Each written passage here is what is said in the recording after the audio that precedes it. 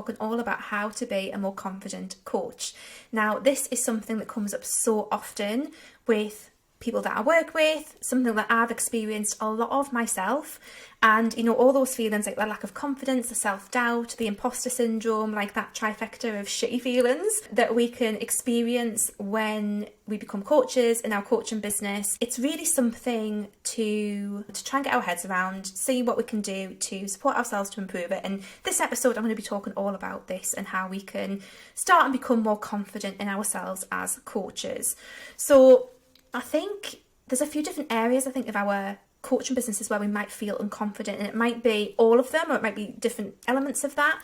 But things like you might feel unconfident when it comes to your coaching skills. That's an area that people often feel a bit unconfident in. Their ability to get the client results connected to coaching skills, putting yourself out there and actually being visible in your business as well. That can really be affected. Managing your business and actually doing all the things to keep your business going. There's so many different areas where this like lack of confidence can show up and can be really actually really quite debilitating. Like it can have a really serious impact, and it certainly has for me in the past. It can, you know, show up in lots of different ways. We can not take action, we can keep ourselves small, we can procrastinate where we're just taking loads of courses where we keep feeling like we need more and more knowledge to be good enough and to be confident enough in our skills as a coach. It can lead to like pushing clients away, like subconsciously pushing clients away as well, pushing away opportunities, not putting ourselves forward, like so many different things that it can come into. And it can just feel pretty rubbish basically, and like I said, it can be really debilitating and actually really crap. And one of the reasons why I wanted to do this episode, the idea for it came at my head in the episode that I did a while back with Sandra Vanderlee.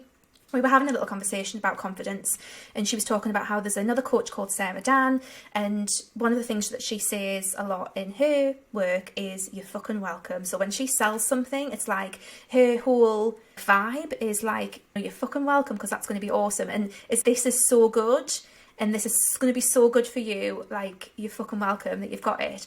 And I think that's a really interesting, and it just really stuck in my head. Like I followed Sarah Dan as well for a while, and it was good that I came up in that conversation with Sandra, but I think it just epitomises that confidence I think that I actually want to have in my business, that I want to show up with, and to know that I'm doing really good work. But confidence in imposter syndrome and feeling good enough, like these feelings run deep, like they really do for me. It's something I've struggled with for quite a long time. So really for me, I think it's been something that's been running alongside me in my business ever since I started, probably. I think there's been times when I felt confident, and I'm going to talk a little bit about some of the stuff that comes up for me around validation as we get towards the end. But yeah, a lack of confidence. When I say this to people, often people are like, there's no way that you've experienced lack of confidence because you come across as being so confident, which is lovely, but it's always been there, and it is still there to a certain degree. It's just that I think I've become better at managing it and dealing with it, and starting to reverse some of it in some ways. A lot of where it shows up for me is not feeling good enough, and not feeling good enough in comparison with others. That's the main place where that shows up for me. It has, certainly as a health coach, it really came up. There was a lot of imposter syndrome, I think, around I don't know enough, I'm not qualified enough, I'm not, like all of that kind of stuff, just not good enough, which I'm sure some of you guys listening will relate to that. And some of the flips I think that really helped me around my mindset, and some of the practical things that you could do as well, because it's not all just mindset. There's actually some really useful practical things you can do that might help around some of this stuff as well. But yeah, it's just a lack of confidence, I think, is something that has just been around for a while. I've done some work around, I can really see where it comes from, going back to my childhood. I can actually pinpoint exact scenarios and situations that happened that impacted my confidence, and it has impacted it throughout my life actually. It really has been something that's just always been there. It's affected my body image, my weight, like everything. So when I say I understand like lack of confidence, I really do get it, and it's difficult, and it's something I think is probably going to be with me in some way, shape or form, but I know that I can do work that's going to help it.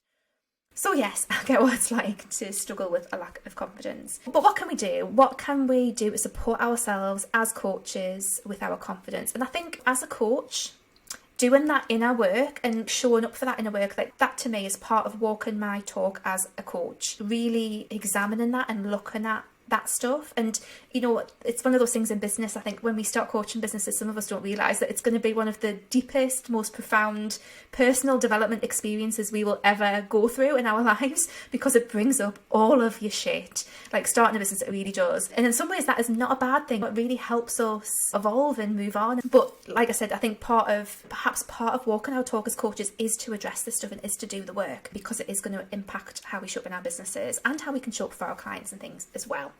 So the first thing I think you can do to support yourself to be a more confident coach is to just have some kind of reflective practice. Now, there's lots of different ways that this can show up. It can be things like journaling to help process your thoughts and just to help work through stuff.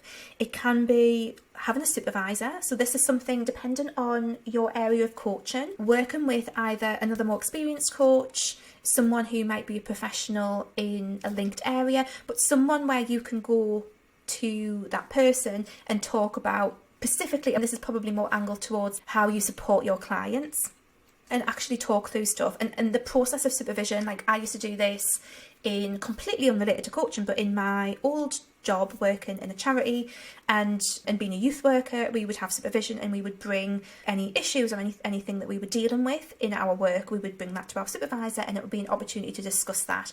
So things like that can be really helpful, because when you get to work with someone, and also when you get to say, you have a supervisor who gets to say to you, yes, you handled that correctly, that can actually be really helpful for your confidence. And also, it doesn't have to necessarily be like a very professional supervision relationship. It can be working with a mentor or a coach yourself, and anyone there where you can have that reflective practice, I think, can be really useful when it comes to improving your confidence, and just knowing that you've been able to break down things that have happened and look ahead and all that kind of stuff can just be really useful as well.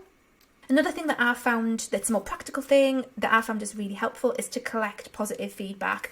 A big part of the thing that gets to me around lack of confidence is wanting to get people results, like really wanting people to get fantastic results and feeling a lack of confidence that I can do so, but collecting all of the positive testimonials. And I've got loads of emails, I've got loads of testimonials that I've collected that have really helped me be more confident, because it's like, there's the evidence that I am fucking good at what I do. Collecting that evidence, positive feedback, testimonials, can be so helpful for improving your confidence, and it's done wonders for mine. Just having that collection of stuff there is really useful, and this kind of goes back to a bit of my validation stuff, which I will crack on at the end. But having that evidence, and it doesn't have to be testimonials, any other evidence that you can find of you doing a good job, that's going to help improve your confidence as well.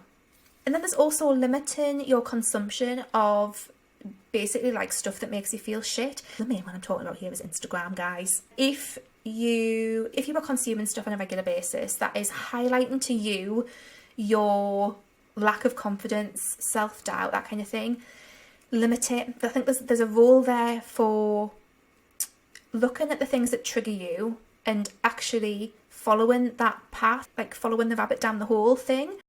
But I think you have to be in a place where you can have the bandwidth to do that. So for a long time, again, I used to get very triggered by people on Instagram and really get stuck into comparison.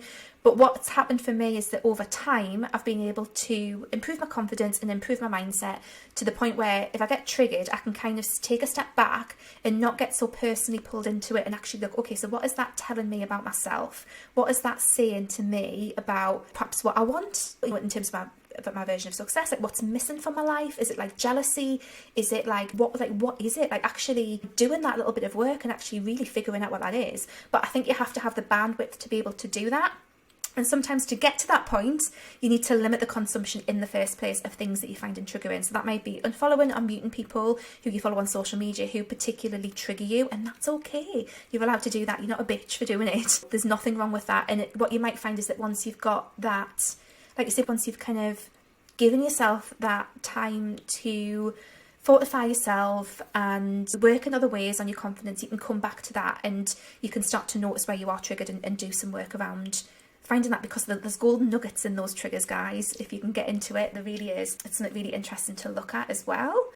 And then another thing, just be kind to yourself. We can be really hard on ourselves. The expectations that we can have from ourselves in terms of how we show up, how we perform, all of this stuff, usually it's like really too much. We really have like such high expectations, and sometimes we just need to be a bit kinder to ourselves and have more realistic expectations of what we can do and who we are and everything like that. I think women are particularly bad at this. Traditionally, we've often had to work harder than men to get similar results, just in terms of like opportunities and like everything across the board.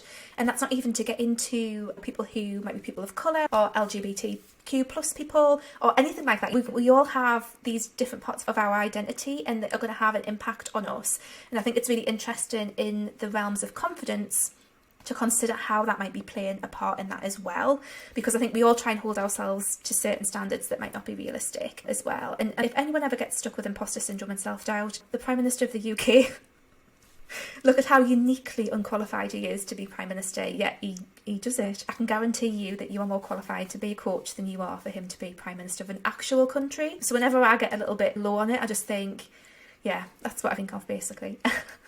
So that's something to consider as well. And then another thing is to consider stretching your comfort zone by trying new things. So again, confidence grows when we stretch our comfort zone and try new things. A good example of this might be trying some video. So I've got a lot of clients that I work with. Video is a bit of a hurdle that they all need to get across basically. And getting confident in doing video, that's a great way to just expand your confidence, try something new, and often it's nowhere near as bad as what you thought it was going to be. But look at the areas where you feel, again, where you feel yourself contracting, where you are not wanting to show up, where you're trying to play small, and ask yourself, can I stretch my comfort zone a little bit? Because that is going to grow your confidence. When you do something and you do it well, it's going to grow your confidence and it's going to be really effective too. And then my final tip, and this is a little bit woo, but this is something that I've found helpful, not so much because of the woo-ness, I'll try and explain what I mean in a sec, not so much because of the woo-ness, but because of what it opens up in my head.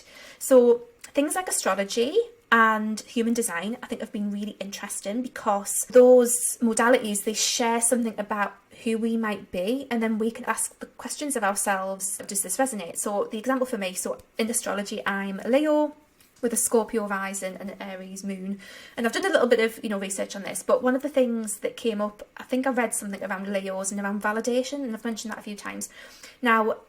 I naturally enjoy validation. It's something that I've felt is a negative for a long time. It's something that I felt ashamed about, to be honest. Like, I shouldn't need to be validated by other people. It's like I've really labelled it as a negative trait in myself. But when I started reading more about astrology and about being a Leo and seeing that was one of, not every Leo is going to relate to that, but it's something that I really related to, it helped me reframe that and actually be a bit more okay with it. Like, I'm a human being. There's lots of reasons, whether you're Leo or not, why validation can be important.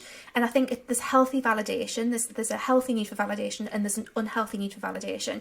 But exploring astrology and kind of looking at some of that stuff has been really helpful for me, and just in terms of triggering something off in my mind that has allowed me to look at that and really notice, like, where is this need for validation like part of my shadow, and where is this need for validation actually totally okay, and how can I meet that need actually, has been really interesting. So yeah, it might be a bit woo, but it can take you off on a little journey sometimes that can be helpful in getting you to think about different elements that might relate to this.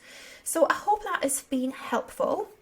Just something to add as well. I think when it comes to having confidence, as a coach in our businesses, I think actually having confidence that we are doing stuff that first of all, that we have a plan, that we have a strategy, that we are showing up in our businesses and knowing what it is that we're meant to be doing. I think that can be a big thing that can contribute towards having confidence. When I felt at my most low confidence, I didn't have a fucking clue what I was meant to be doing to grow this business. And that really reverberated through not wanting to talk to people about what I did, not knowing how to talk to people about what it is that I do, not being able to put myself out there. So many knock-on impacts.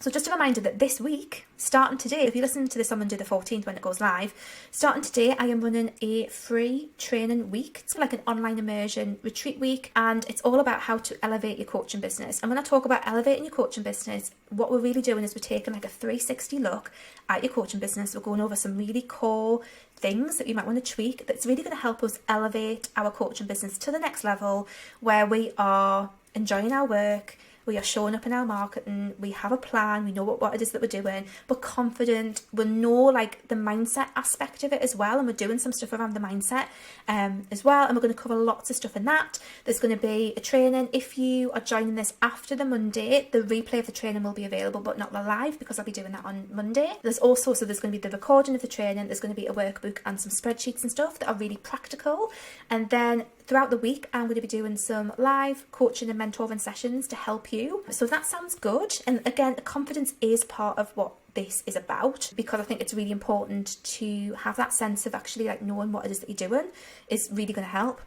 So confidence is a big part. So if you relate to anything that I've talked about in this episode, if any of this resonates, go and join Elevate Your Coaching Business. Like I say, it's on this week. If you listen to this a bit later, you might miss some bits of it, but hopefully you'll hear this soon enough and you'll be able to get in. But it's going to be really fab. It starts on Monday the 14th, but as I say, you can join any time that week, so up until 20th even. So you can join up until the 20th, and you'll get the replay and stuff. You'll miss a lot of the coaching if you join right at the end of the week, but it's going to be fab. Really putting everything into this. It's free, but it's going to be absolutely action and value packed. So do come and join us if any of this episode has resonated. But I hope that you have a beautiful week. I hope that this has given you lots of stuff to think about when it comes to improving your confidence as a coach. And I will see you next time. Take care. Bye.